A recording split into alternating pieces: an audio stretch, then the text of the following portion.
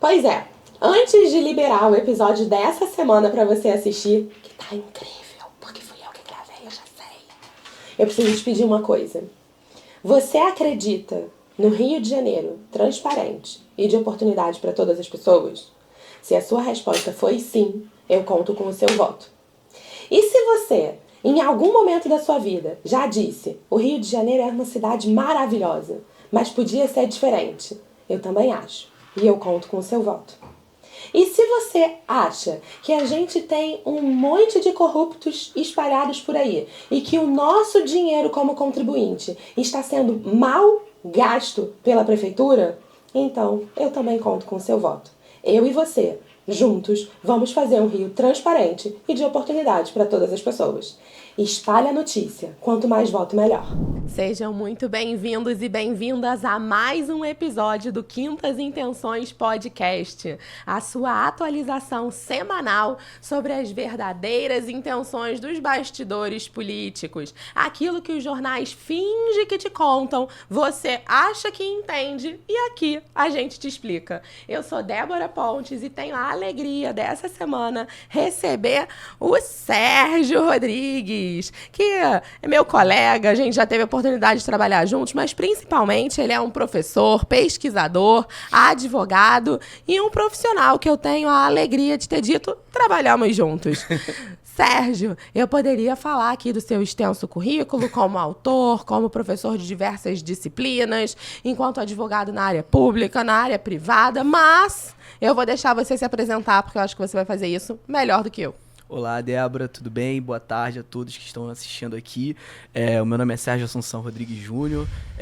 Atualmente sou professor de Direito em instituições privadas, na graduação em Direito, pós-graduação e também mestrado.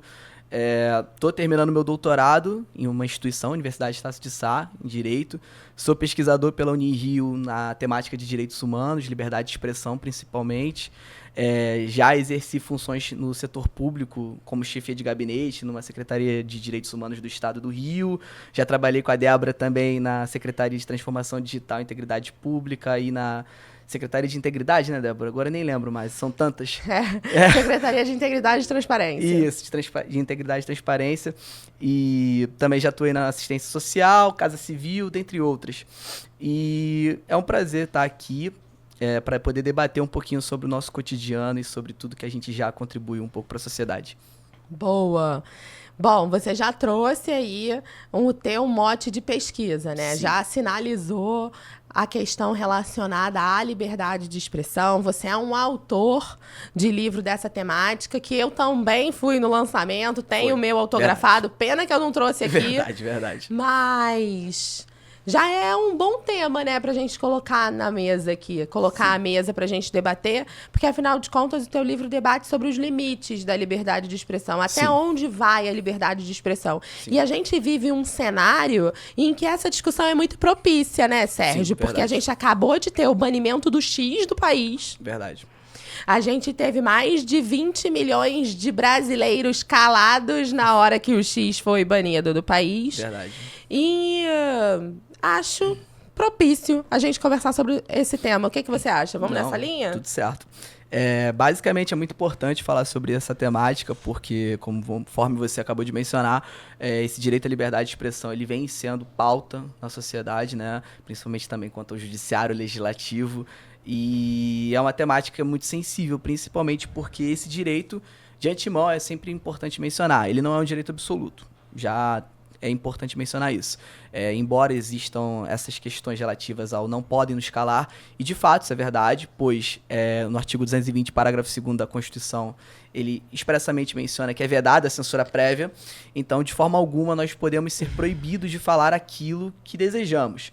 Eventualmente, se essa fala, essa menção, ela conter cunho eventualmente discriminatório, o que ofenda a outrem, isso poderá ser passível de responsabilização após a realização dessa manifestação. Perfeito. Antes, não. Antes, não. Antes, não. Esse é o ponto, assim. E acho que a gente está vivendo um cenário bastante nebuloso relacionado a isso, porque eu concordo em gênero, número e grau com o que você disse, né? Nós temos o direito de falar e a responsabilidade de responder pela nossa fala. Sim. Não à toa, a mesma Constituição que você citou aqui, que nos garante a liberdade de expressão, também veda o anonimato. Sim. Perfeito? Sim. Então, na medida em que eu posso falar, eu tenho que, junto com essa liberdade, ter a responsabilidade de assumir eventuais danos Sim. causados pela minha fala.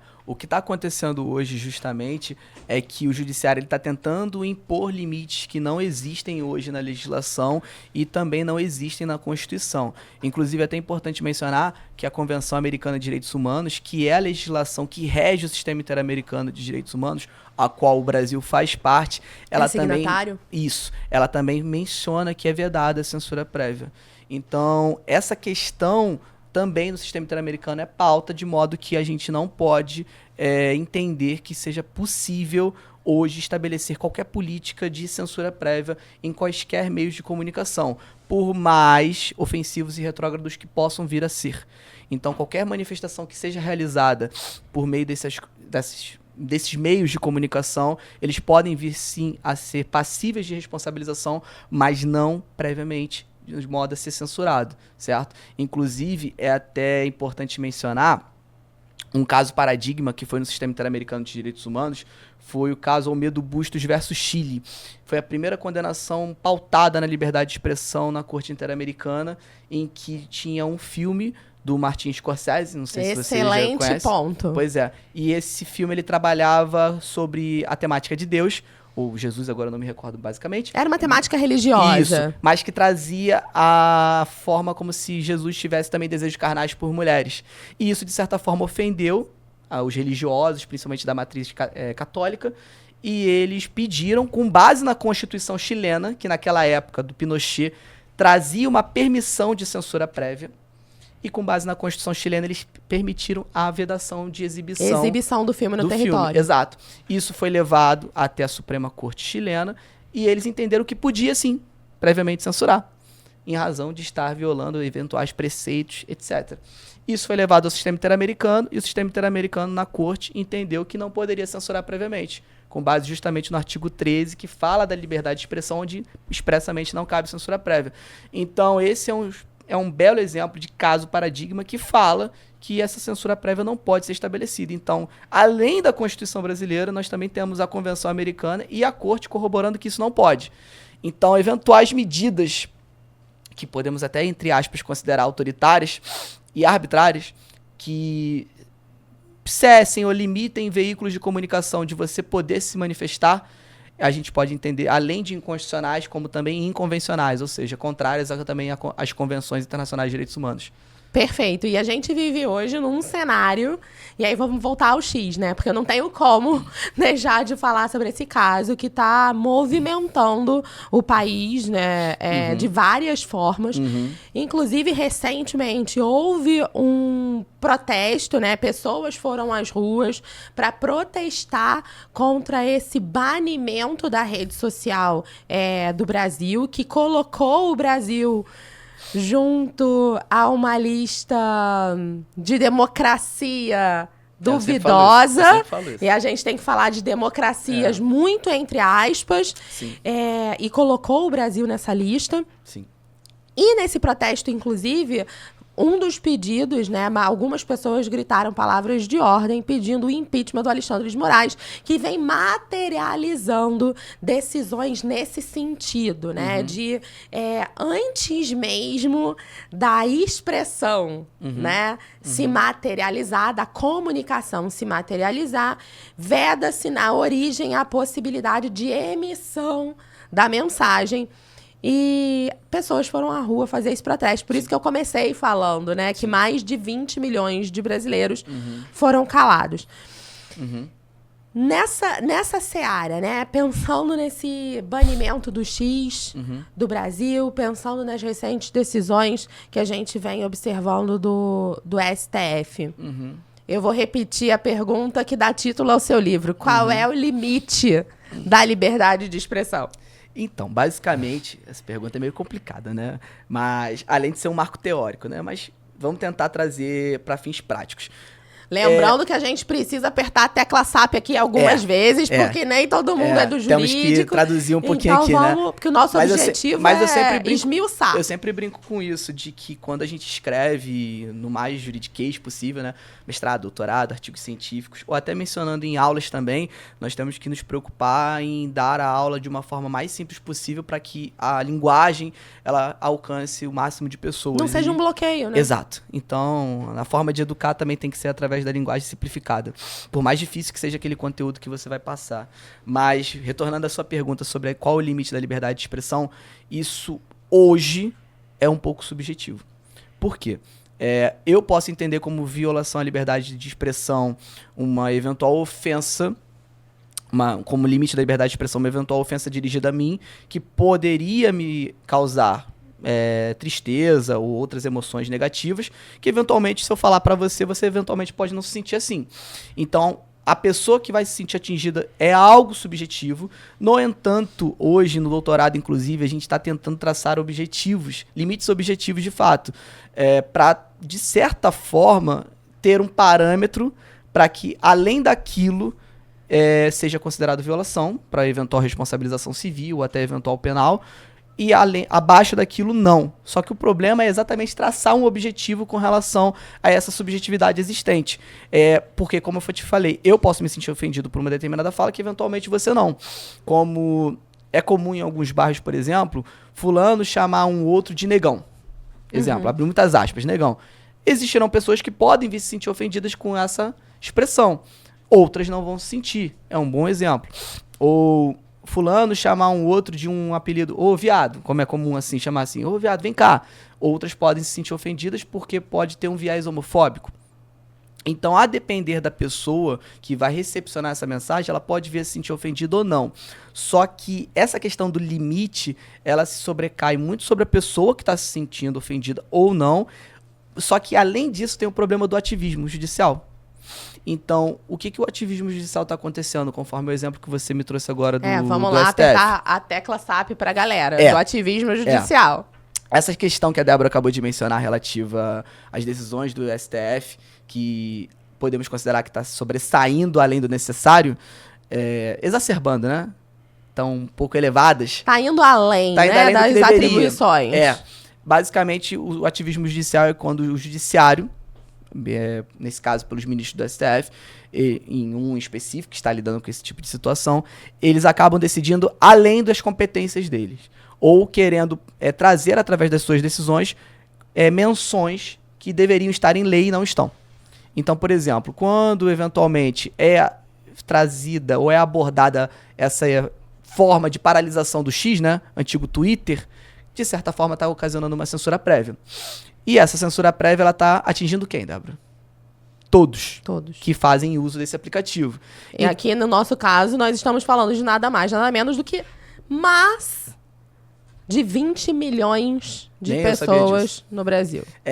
Então 20 milhões de pessoas estão sem sendo contar impactadas. as interações, eu só tô falando dos usuários, números de contas cadastradas, são mais de 20 milhões. Exato. Fora as interações, as pessoas que não são cadastradas na rede, que eventualmente veem ali aquele conteúdo Exato. e interagem de alguma forma mais superficial. Exato. E o mais cômico disso vamos tentar agora... Cômico pra não falar que é trágico. Eu falo cômico porque tem coisas que é pra rir. Porque acontece, hoje no nosso Código de Processo Civil de 2015, ele tem uma previsão de que quando o juiz determinar uma obrigação ou quiser, ou que ele deseje que seja cumprida uma obrigação pela pessoa que está em débito, né, que tem que realizar uma obrigação, ele pode determinar qualquer medida de cunho coercitivo.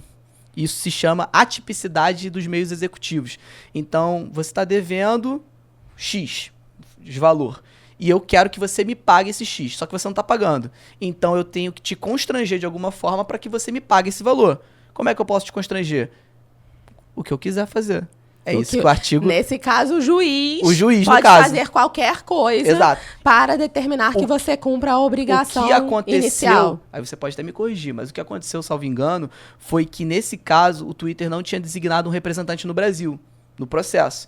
E aí, em razão da não designação desse representante, o Twitter, no caso X, o Alexandre, o atual ministro do STF, Alexandre de Moraes, ele determinou a suspensão, né, do Twitter no Brasil, e além disso ele tinha determinado na decisão inicial multa de 50 mil reais por acesso por VPN. por VPN. VPN, para quem não sabe, é aquela possibilidade de colocar a sua localização em um outro local que aquele aplicativo funcione, né? Inclusive isso estava acontecendo também com um site de apostas esportivas. Estava vedado aqui no Rio de Janeiro e aí conseguiram, através de VPN, acessar em outro sistema. Então... Que é um outro grande exemplo que a gente pode trazer pra cá, Exato, mas vamos lá. Exato. Então, por si só, essa multa pra mim eu já achei absurdo, né? Então, qualquer pessoa que queira acessar e utilizar do VPN ainda vai ter que pagar, era 50 mil? 50 mil Meu reais. Deus do céu.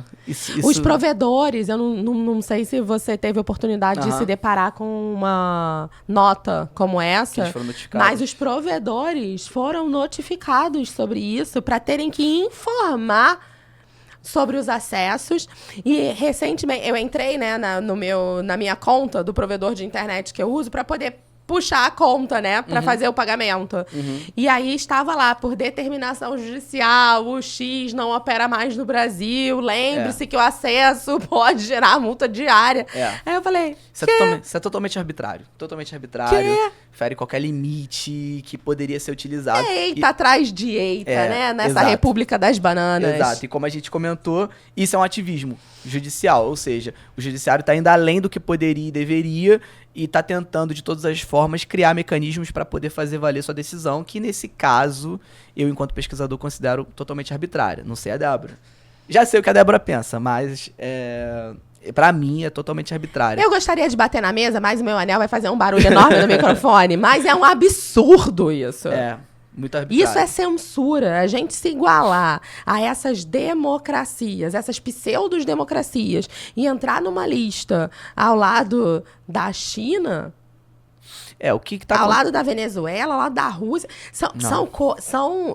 A gente atingiu um patamar mundial muito perigoso. Muito perigoso. O que está acontecendo hoje é que está muito polarizado, lado A e lado B, né? Tentando traduzir isso, mas não é bem assim. É como se estivesse de um lado à direita e do outro lado à esquerda. E quem pensa de um lado não quer vínculo com o outro, e vice-versa. E o que a gente está conseguindo perceber é que as decisões elas estão sendo lastreadas para tentar limitar um outro lado. Independentemente de qual lado a gente pensa, sabe? Mas o que dá para perceber existem decisões para limitar um lado. Por mais que a gente não concorde ou discorde desse lado, e aí entra tá acontecendo isso. Sérgio, nessa tua fala, que eu concordo, essa polarização, ela ainda existe, ela veio numa crescente, a gente ainda não conseguiu se desfazer desse mal, porque eu acredito que a polarização é um mal. Sim. Na verdade, o objetivo é que nós consigamos conversar e dialogar com os mais diversos tipos de perfis, de ideologias e de formas de pensamento, porque somos todos seres humanos, todos merecemos respeito, todos merecemos direito à voz e direito de sermos ouvidos. Então, a gente chegou num patamar social bastante perigoso, e aí eu acrescento uma camada que é a camada dos 2 pesos e 2 medidas. Então, se antes alguns tipos de decisão eram considerados arbitrários, absurdos, agora eles estão sendo justificados. Não, tá tudo bem, porque as mensagens que existiam ali no X eram mensagens absurdas, eram mensagens de um outro perfil ideológico, eram mensagens do extremo de um outro perfil ideológico. Mas calma, será que essas pessoas não têm direito à voz? Não. E será que essas pessoas não devem ser responsabilizadas caso a fala delas ultrapasse o limite da expressão e atinja algo que pode ser tipificado como um crime? Exato. A gente já tem mecanismo legal para punir quem faz o que não deve ser feito, para quem fala o que não deve ser dito. Os crimes contra a honra estão aí, né? Não Os deixa crimes mentir. Exatamente. Injúria. Então, a gente tem mecanismo para isso. Para que criar essa censura prévia? E tem um outro ponto que me incomoda muito nessa história, que é como se fosse uma cortina de fumaça, né? Aqui, no nosso país, infelizmente, as pessoas que ocupam posições de poder no âmbito nacional, né, no cenário nacional, elas têm uma capacidade de deslocar o olhar dos cidadãos de uma forma muito rápida e de acordo com os interesses. Porque, veja bem, voltando à questão do X. Sim. Você mencionou que a decisão arbitrária que foi tomada em razão do X não ter designado um representante legal no Brasil. Até onde eu me recordo, sim, foi isso. Mas esse é um recorte da história para frente. Exato. E o recorte da história para trás? Se jogou uma cortina de fumaça e parece que só existe o para frente, o para trás nunca existiu. E só para relembrar todo mundo, o para trás foram as decisões que o STF estava emitindo com determinação de suspensão de determinados perfis de determinadas publicações, com uma determinação ao final de que o perfil não poderia ser notificado sobre o motivo da exclusão. Não, aí não pode. Então, toda a história começou por isso. E aí, veio uma segunda decisão, que não foi a segunda, né? Porque foram uma sequência de decisões como essa. Aí veio uma segunda rodada de decisões. Isso no âmbito daquele inquérito das fake news, né? Não que não acaba nunca, né? O inquérito das fake news não acaba nunca. Ele vai perdurando e ninguém julga. Vai perdurando e ninguém julga. E tudo cabe na fake news. Tudo cabe. Vai ser de eterno, se duvidar. Tudo cabe aí nesse buraco negro. E aí... Enfim. Mas, enfim, corta. Aí, joga tudo... Bota a cortina de fumaça, vem essa sequência de decisões, depois vem uma nova sequência de decisões falando o seguinte: se você não cumpriu o que eu tô falando, é sob pena de prisão dos seus representantes no Brasil. Sim. Aí vem uma terceira camada em que a empresa fala, então eu vou retirar minha operação do Brasil. E deixa famílias desempregadas do dia pra noite, num sábado de manhã. Você vai dormir sexta-feira, tá tudo bem. Sábado você acorda, não tem mais emprego. E aí vem a quarta camada, que então, já que você não tem representante no Brasil, eu vou suspender tudo. Então, foi uma construção. Sim. Mas é como se, na verdade, só existisse pra frente. Ah, não tem representante do Brasil. Um dia desse... Um colega estava conversando comigo a respeito disso, e ele falou assim, não, mas tá certo. Não pode vir um estrangeiro aqui querer descumprir a nossa legislação. Se não pode funcionar aqui sem representante legal, não pode funcionar aqui sem representante legal. Mas e o para trás? Faz sentido. E, inclusive, isso pode ser muito complicado, porque pode desencadear novos atos futuros. Em que sentido? Se o Instagram é público e... O Twitter, no caso, o X, né? Ele é público, as mensagens elas podem ser veiculadas a qualquer destinatário, qualquer um pode ter acesso a essas manifestações que podem estar exacerbando. Se for assim, grupos do WhatsApp também são públicos. Eventuais grupos agora de troca de mensagem, não os particulares entre eu conversando com você, mas eu crio um grupo público, qualquer um pode ter acesso. Se eventualmente tiver conversas ali que podem soar ofensivas, aqueles grupos também poderão ser censurados, e aí contas do WhatsApp também poderão ser censuradas.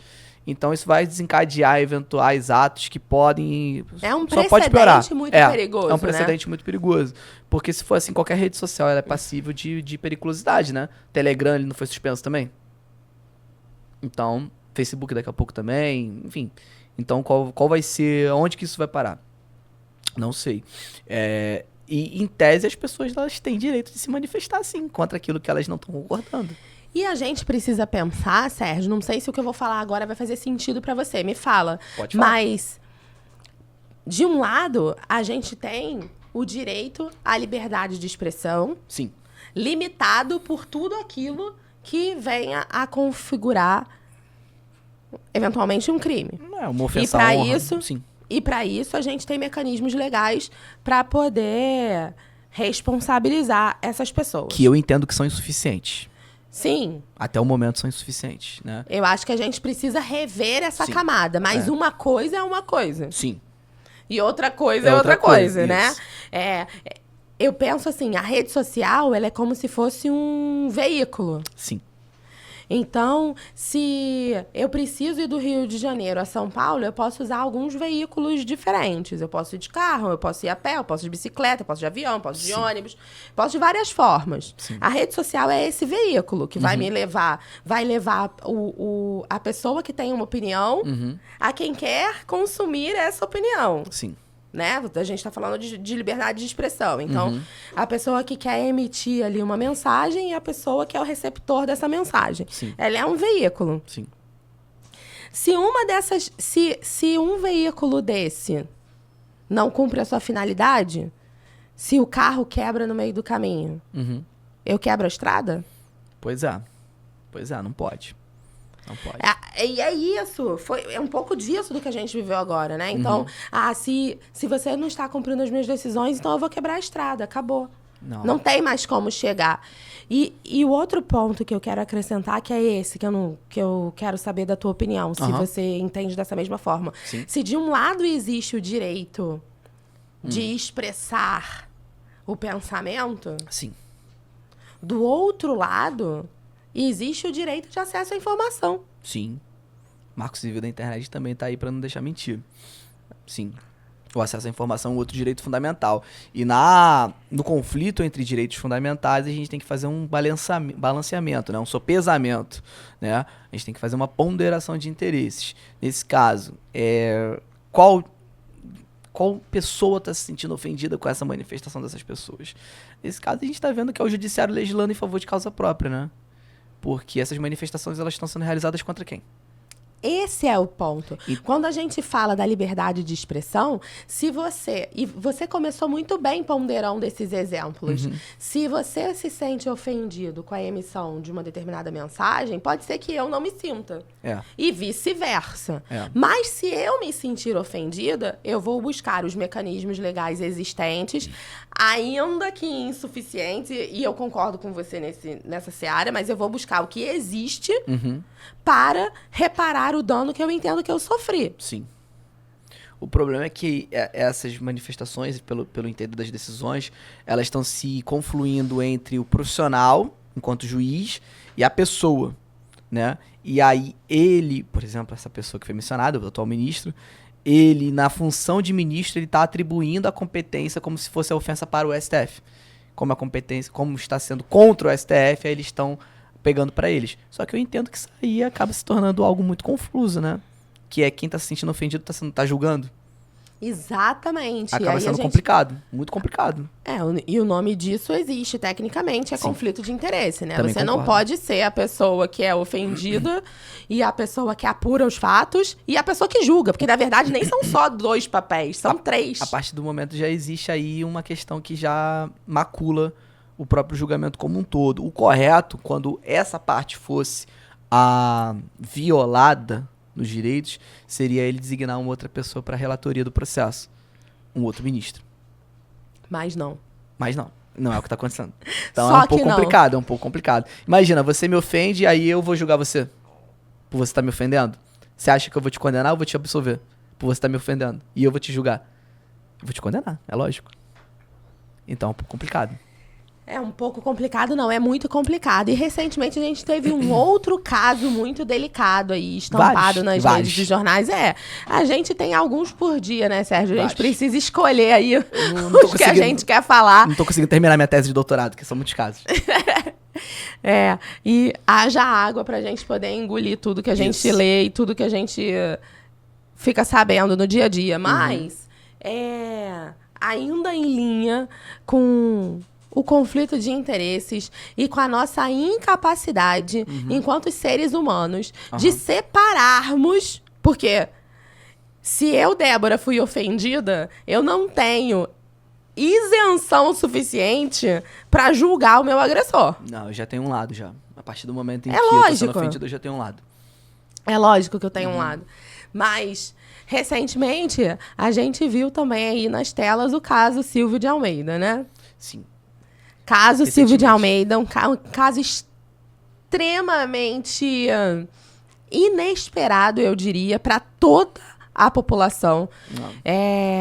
Com todas as pessoas com as quais eu conversei, o sentimento era de Não tô acreditando. Deixa eu ler de novo. É, tipo, Deixa eu incrédulo. procurar outra fonte. Deixa eu entender o que tá acontecendo aqui. Sim. E aí, por que eu fiz esse link entre os casos? E essa questão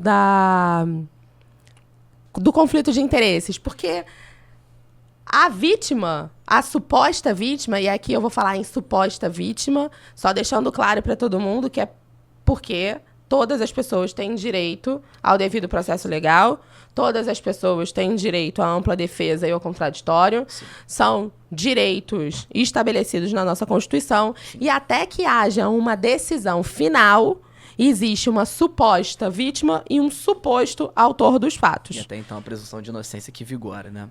Exatamente. E aí, esse é o ponto. Hoje eu estava conversando sobre isso com uma pessoa que entende e que milita nessa área, né, dos direitos da mulher, que milita nas questões de assédio. E fez um comentário que eu achei extremamente interessante e eu quero trazer para cá para a gente debater a respeito. O ponto da presunção de inocência, que você bem disse, né? E aí, só para traduzir para todo mundo, ninguém é Considerado culpado até a sentença transitar em julgado, ou seja, não couber mais recurso qualquer. ou, de outra forma, para falar a mesma coisa, todo mundo é inocente até que se prove o contrário. Exato.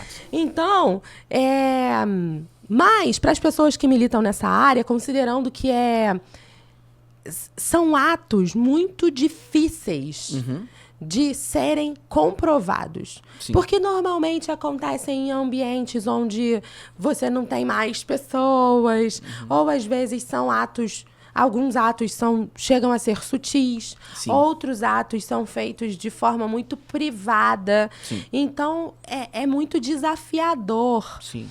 constituir provas robustas sobre isso.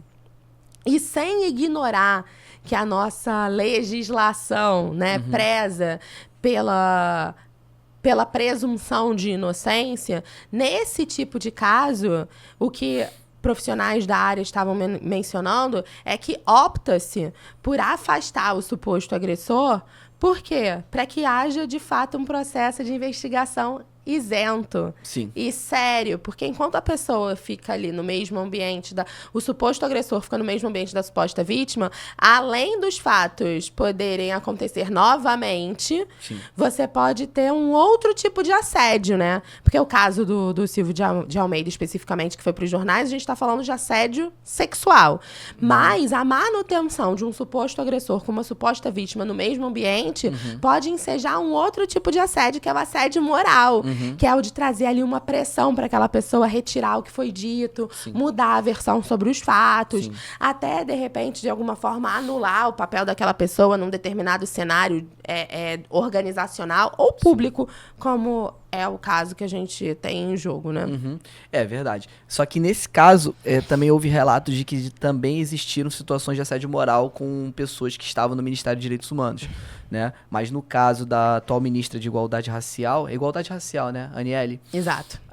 Onde ela é a suposta vítima, né, do crime de assédio sexual.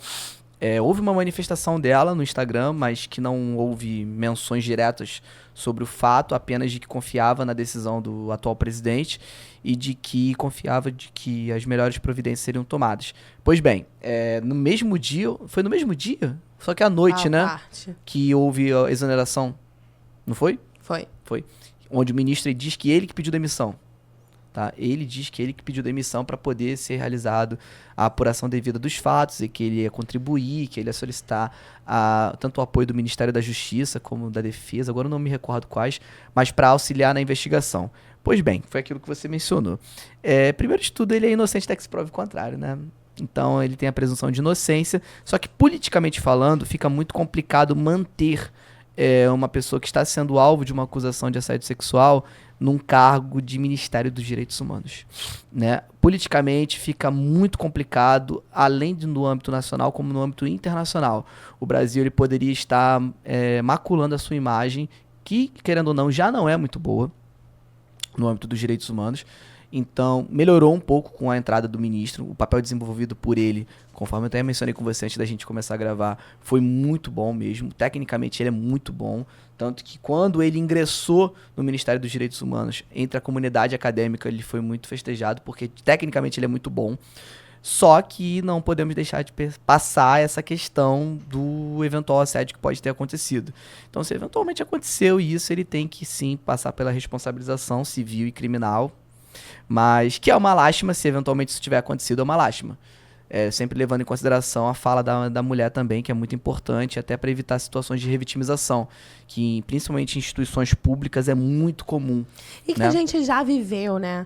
O fato é, independentemente do resultado das investigações e do que Já é vem triste. acontecer, a gente já viu mulheres culpabilizadas, Já.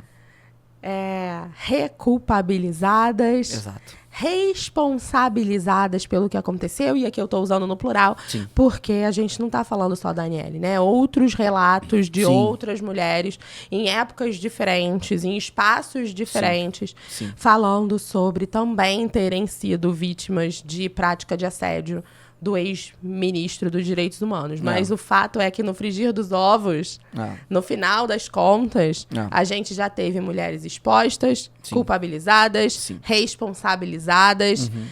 E, mais uma vez, a sociedade mostrando a sua face, né? De que a mulher ainda é vista como a responsável por determinadas atitudes. Sim, mas O que será que ela fez?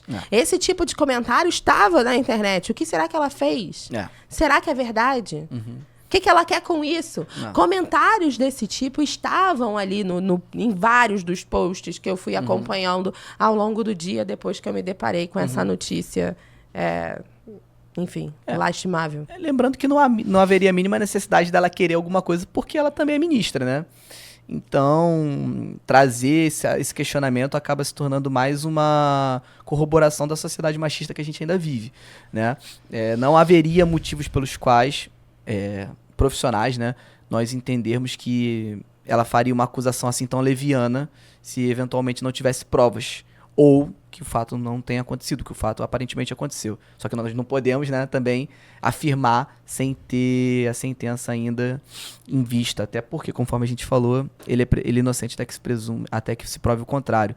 Mas fazer esse tipo de argumento ou de questionamento do que ela fez, mas também o que aconteceu, é totalmente infundável e só revitimiza ainda mais a vítima. Exatamente. É muito e a complicado. gente vê isso em diversas instâncias, né? Diversas instâncias. A gente que milita, né, na advocacia, não raro a gente se depara com esse tipo de caso em que a mulher é responsabilizada, ainda que seja a potencial vítima numa determinada situação. Sérgio, eu poderia ficar aqui a tarde inteira conversando com você, porque esse assunto é muito caro pra mim. Na verdade, 2 assuntos muito caros pra mim, né? Sim. A liberdade de expressão e os seus limites, porque eu realmente acredito que a liberdade de expressão encontra limites, sim, mas que a gente deve preservar o direito de fala até o fim. Então, existe uma frase que eu gosto muito, que ainda que eu não concorde com o que você diz, eu vou lutar até o fim pelo seu direito de dizer. Então, é sobre isso que a gente está conversando aqui, sobre o direito de fala, sobre o direito de expressão, sobre o direito da gente levar informação e sobre ponderar isso com tantas outras coisas que a gente tem numa sociedade complexa como a nossa, na subjetividade de cada ser humano, de como a gente percebe o dia a dia. Então, super obrigada por você ter aceito esse convite, por você estar aqui. Deixa uma mensagem final para nossa audiência. Eu que agradeço, Débora, o convite, a todos que estão aqui também nos assistindo. É um prazer estar aqui falando com você um pouquinho sobre esse tema que a gente pesquisa, né? A gente também convive diariamente. E vamos votar com consciência, né, galera? Tá chegando aí as eleições também, é muito importante a gente ter essa noção. E muito obrigado a todos também. Valeu. Obrigada, Sérgio. E pra você, a gente se encontra semana que vem aqui em mais um episódio do Quintas Intenções. Tchau, tchau.